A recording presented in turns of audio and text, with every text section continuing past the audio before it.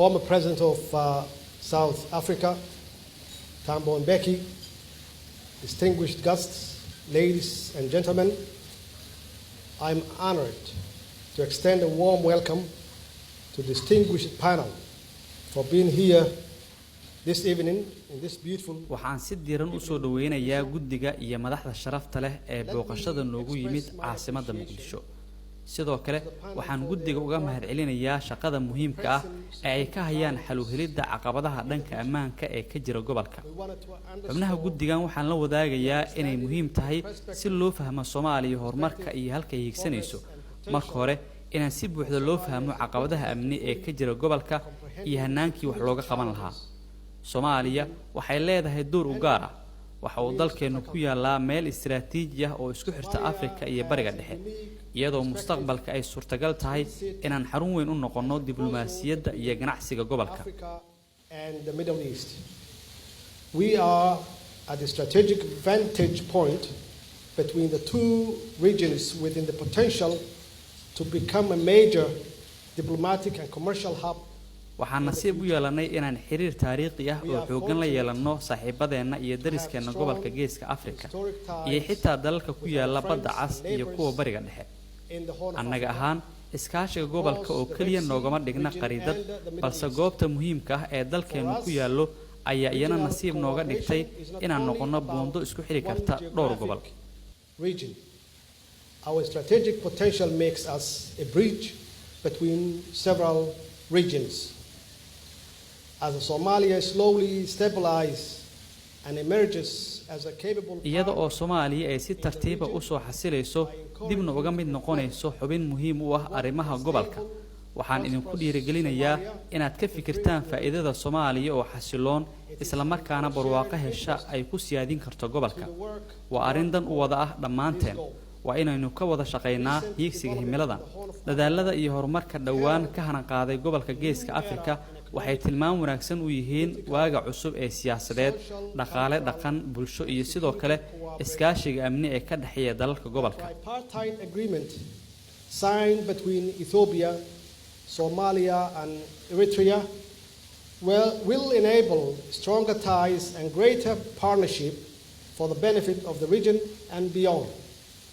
heshiiskii saddex geesoodka ah ee dhex maray dalalka Soomaaliya, Ethiopia, Eritrea waxa uu horseed u noqonayaa inaan xiriir xoogan iyo iskaashi intii hore ka weyn aan yeelano, arrintaas oo dan u ah dhammaan dalalka gobolka iyo kuwa kaleba.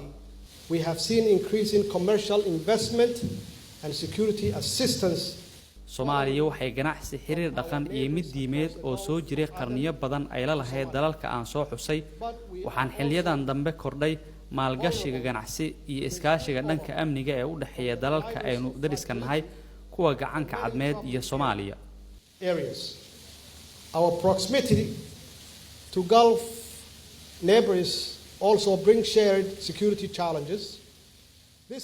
sidoo kale waxaan u nugulnahay inayna saameeyaan dhibaatooyinka ay sababto arrimaha ka dhasha burburka dawladnimo ee ka jira gobolka. Soomaaliya ayaa udub dhexaad u ah isku xirka dalalka gobolka, sababtoo ah badda cas iyo dalalka Afrika labadaba way ku taalaan. And those who fear our re-emergence as a strategic actor in the region. Significant challenges remain, in particular our fight against terrorism.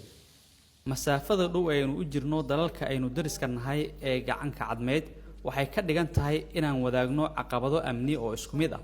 waxaa ka mid ah caqabadahan argagixisada, isku gudbinta hubka sharci darrada ah, socdaalka sharci darrada ah iyo daroogada. sidoo kale faragelinta joogtada ah ee gacmaha shisheeye, kuwaas oo dan ka leh inay arkaan Soomaaliya oo burburta, iyo sidoo kale kuwa ka baqanaya inay arkaan annagoo ah xubin istiraatiiji ah oo dib ugu soo laabata doorkii aynu ku lahayn gobolka. caqabado badan ayaa wali in horyaal oo ay ka mid tahay dagaalka aynu kula jirno argagixisada. waxaynu dagaal kula jirnaa argagixisada kuwaas oo badanaa Soomaaliya ka fuliya weeraro cadownimo oo argagixisanimo leh, balse saameynta argagixisada oo kaliya ma ahan mid ku kooban xuduudaheena. labadii sano ee la soo dhaafay Soomaaliya waxay horumar la taaban kara ka sameysay qorshaha dib u habeynta waara si aynu wax uga qabanno argagixisada, fursadna u siin lahayn dhalinyaradeena iyo sidii aynu u xakameyn lahayn fursadaha ay kooxaha argagixisada ku helaan dhaqaalaha iyo hubka waxaynu ka shaqaynaynaa dib u dhiska hay-adaheena dawliga ah tayeynta iyo qalabeynta ciidamadeena qaranka wax ka qabashada musuqmaasuqa iyo baahinta dawladnimada si loo gaarsiiyo muwaadiniinteena adeegyada aasaasiga ah ay u baahan yihiin dagaalka aynu kula jirno argagixisada maahan mid ku kooban Soomaaliya waa dagaal u yaal dhammaan dalalka gobolka wax ka qabashada argagixisadu waxay u baahan tahay jawaab heer gobol ah iyo aragti midaysan oo aynu ka yeelanno xaqiijinta amniga guud ee gobolka isbedelada aan ka sameynay Soomaaliya gudaheeda si aan dib ugu dhisno bulsho wada jirta oo barwaaqo higsanaysa iyo rajada xoogan aynu ka qabno ka gudbidda caqabadaha dhanka amniga waxay ka dhigan yihiin inay Soomaaliya safka hore kaga jirto dadaalada aynu wax uga qabanayno caqabadahan ma jiro hal dal oo kaligiis wax ka qaban kara balse waxaan rajeynayaa inaad hadda iyo wixii ka dambeeya aad Soomaaliya u arki doontaan dal xubin firfircoon ah balse aan ahayn mid uun taageero la siiyo waxa aan diyaar u nahay annaga oo ah dal ku yaal meel istiraatiiji ah inaan noqono buundadii isku xiri lahayd goboladan muhiimka ah annaga oo sidoo kale la shaqaynayna xubnaha kale si aynu u wada dhisno Soomaaliya mustaqbal wanaagsan leh oo ka faa'iideysata goobta istiraatiijiga ah ay ku taalo midaas oo ay mahadin doonaan Soomaaliya iyo gobolkuba waxaan u rajeynayaa guddigan inay ka mira dhaliyaan dadaaladooda waxaan sidoo kale rajeynayaa inaynu yeelanno wada shaqayn fiican Wish the panel well with your deliberation and analysis and look forward to further engagement with you and I thank you. Your Excellency, my brother President Cabdullaahi Farmaajo and Deputy Prime Minister, Chief Justice, distinguished guests, ladies and gentlemen. President, let me first of all say thank you very much indeed for receiving us in Somalia, this delegation. walaalkay Mudane Madaxweyne Maxamed Farmaajo martida sharafta leh mudanayaal iyo marwooyin sharaf ayay ii tahay inaan Muqdisho imaado 45 sano kadib waxaan halkan joogay 1974kii xilligaas Soomaalidu waa ay mideysnaayeen waxay kaloo ahaayeen dal xoog leh sababtoo ah midnimadii Soomaaliya awgeed waxay ahayd mid aad loo ixtiraamo oo lagu tixgeliyo dhammaan dalalka gobolka iyo caalamka xilligaas Soomaaliya waxay lahayd ciidan cirka ah oo aad u awood badan ciidanka badda ciidanka dhulka ciidankii qaranka Soomaaliya ee xilligaas waxay qayb ka ahaayeen ciidamadii ammaan sugidda ee Afrika Soomaaliya waxay safka hore kaga jirtay taageerada dadaalada dhaqdhaqaaqyadii xornimadoonka ahaa ee ka jiray qaaradda Afrika Soomaaliya waxay ahayd dal ay majeertaan dalalka kale ee Afrika magaaladan aynu hadda joogno ee Muqdisho waxay ahayd meel nadiif ah oo qurux badan dadka Soomaaliyeed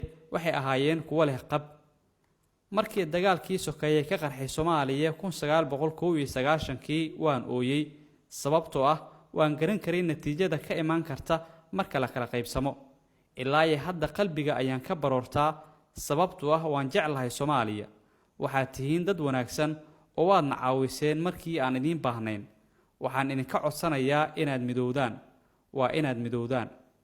That we really are very much with you as you strive to overcome the problems that Somalia has been suffering from. And we're quite convinced that you are going to succeed.